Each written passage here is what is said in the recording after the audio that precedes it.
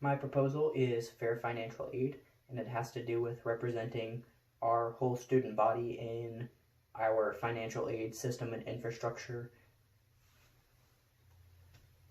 And I want to say, first and foremost, we have a fantastic financial aid process, staff, our employees in our financial aid office are working more than they need to and more than you would expect to help students day to day, sometimes working long hours, going out of their way to meet with students in their already busy schedule and help them work out any concerns they have.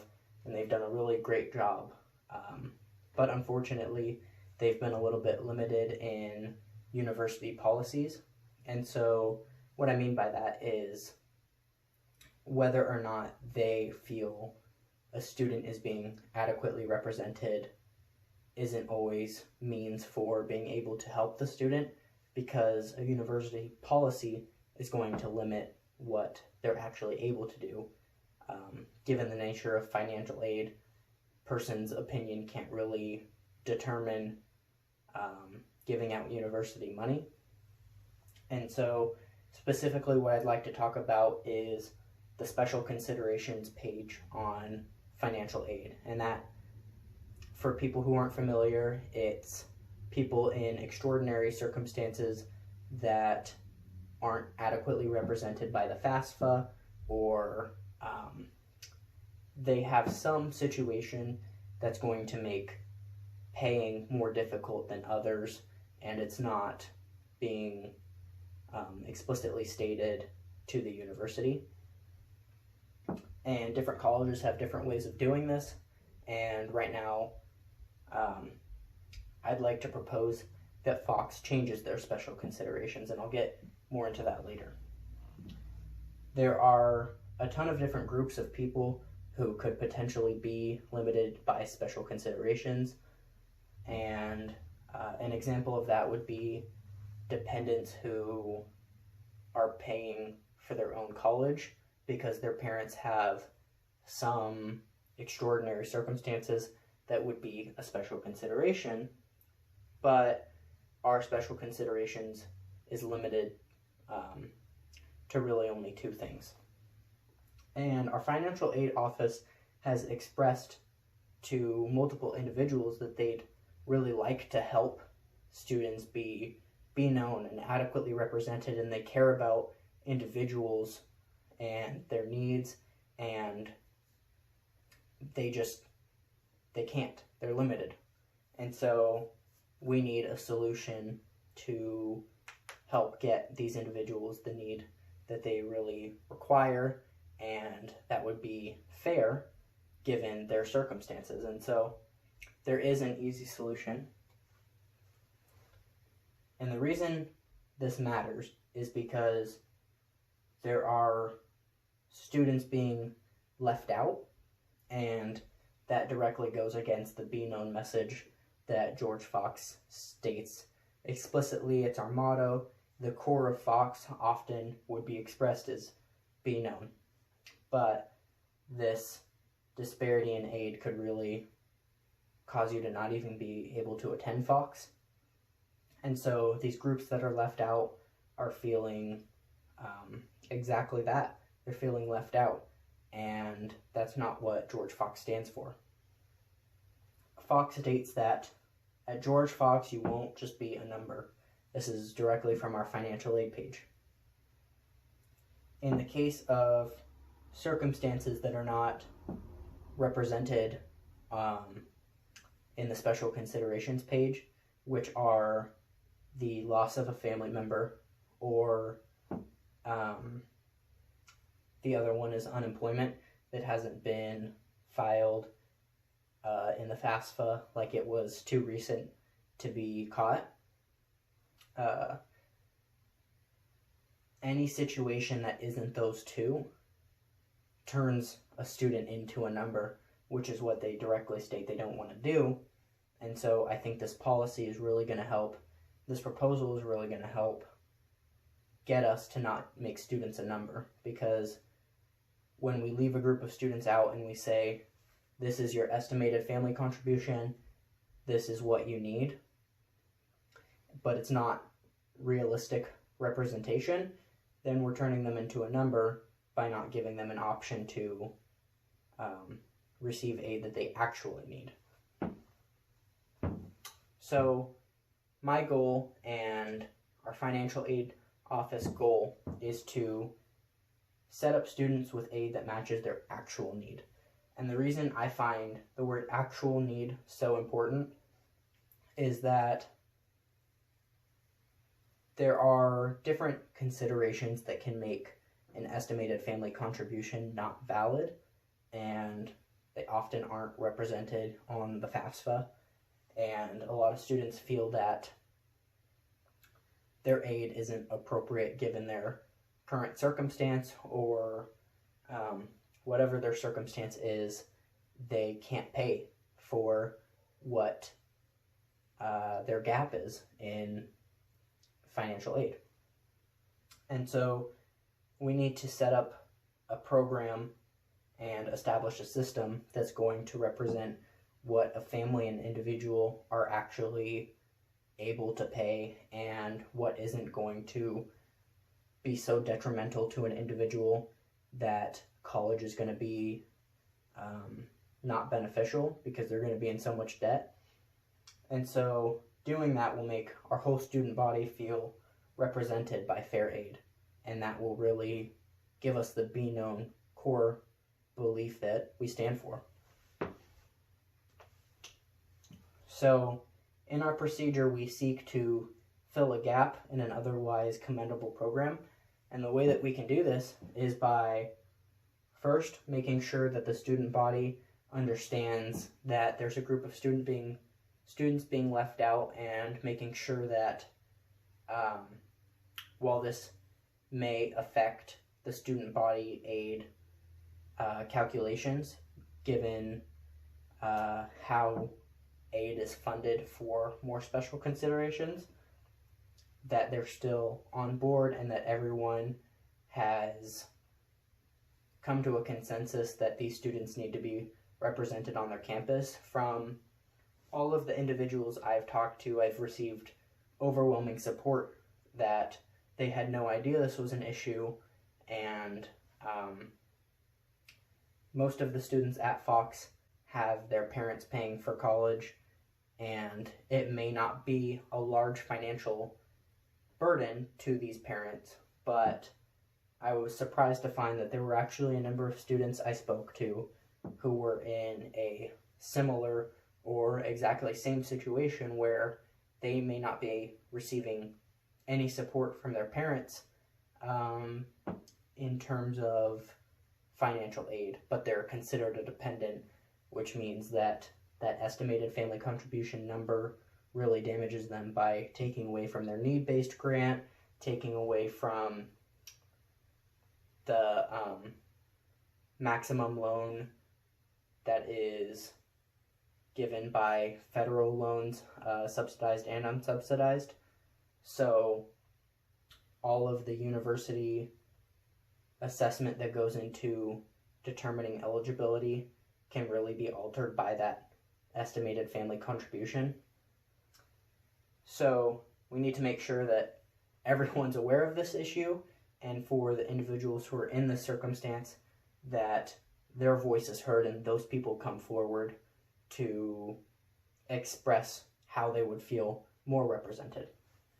Our second step is assessing how these funds are going to be distributed for these individuals who need more aid, because if more students are receiving more aid, then we're going to need to find a way to either allocate more funds from investors, relocate funds from areas that they're not being used, or find funds in the system that may not be getting their potential.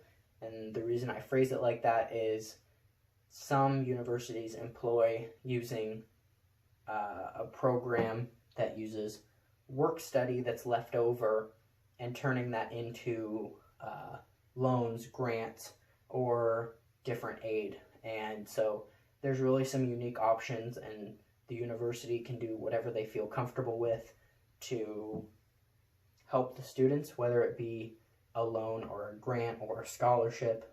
But there are ways to access more funds in this circumstance. And after we assess where those funds are going to come from and how all of the numbers are going to crunch to make this a viable option, we would need to rewrite the special considerations section and make this expansion known so that students who are currently enrolled in George Fox can get access to this because they've been missing it. This is a fairly short program. If this program is to be completed, it would take less than a semester.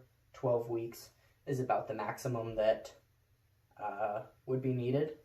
And the majority of that is going to be coming from assessing where the funds are going to come from and meeting with individuals to determine if the administration and investors are all on board.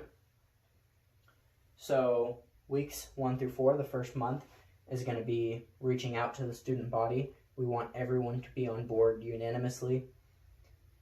As we stand for On Fox being known, we want individuals to come out if they feel that they're being underrepresented and sort of speak their mind.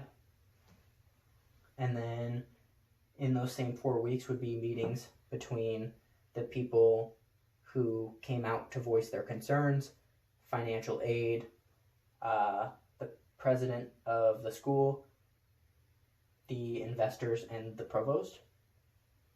And then also any internal meetings in the university could occur in this time to determine any of their concerns or how they feel about it without having the people proposing it there. The second month would go to that step 2 of the program, and that's accessing funds. So the second point here I have FSEOG, and what that is that program I was talking about using work study and relocating that to different forms of aid. So different universities have taken different approaches using this, whether that be making it available as a scholarship, grant, or loan. And there are some considerations to be made with federal restrictions there because you have to meet eligibility requirements. So that is a great option, but it has to meet the student needs. And so that's something that would have to be discussed in that, where are we going to access funds? And that's a great place for investors to come in. And then that we could begin creating a criteria for the fund consideration. And so the reason that's really important is determining not only who is eligible, but making sure that people don't take advantage of the program, making sure that you can really assess people's actual needs. And I think a great way this can be done is giving a form where students can express what their need is, why they have a special consideration, submitting any supporting documentation they can, and then after that is assessed, a meeting can be done with financial aid to determine whether they do have a significant family contribution circumstance that needs to be addressed, and then that student would receive additional aid. The last month is going to be updating the website to reflect the changes, and the way that would be done would just be a broader definition of what meets special considerations and reformatting that whole section to incorporate any individual who may have a circumstance that causes them to not be able to be adequately represented. And then for students who are currently enrolled, they may not see this because they've been through the process, and a lot of people don't read the financial aid website for fun, so an announcement would need to be made so that students who are currently enrolled could still access this. And I think the Daily Bruin would be a fantastic way to represent this and send it out in a couple emails as a new change has been made to financial aid for underrepresented students. It's going to gain a lot of respect from the students, a lot of support, and give the college a really beneficial image for doing what's right. And then in the Daily Bruin could be a hyperlink to forms that are on the revised financial aid special consideration section for determining their eligibility, and then further meetings if they are deemed actually eligible. So the key personnel in this are going to be our financial aid staff, as they're incredible people and they are going to be who's going to get this done. They're on the front lines. They're the ones speaking day in and day out with students, and they know best about people's financial needs. So we're going to need these individuals to help us determine who is not being represented, who should be represented, and the problems that they see in the financial aid process. And I was surprised to find that there are a lot of other colleges that already have this system in place, and actually through some easy research going to different schools' financial aid, the special considerations tends to be a lot more broad than George Fox's is, where Fox explicitly states there are two ways you are a special consideration and anything else is excluded. Harvard explicitly states that any special circumstance you have is deemed appropriate for special consideration, and that doesn't mean you're going to be approved, but that does mean that they will consider it. Columbia has a nice long statement that families have circumstances that are not adequately conveyed through the standard financial aid application, being the FAFSA, and families who would like us to consider additional information should document it. And they go on to say later that there are a host of different reasons and they can't come up with how many there are, but if you submit documentation and reach out to the college, they'll do their best to provide more aid if it's deemed appropriate.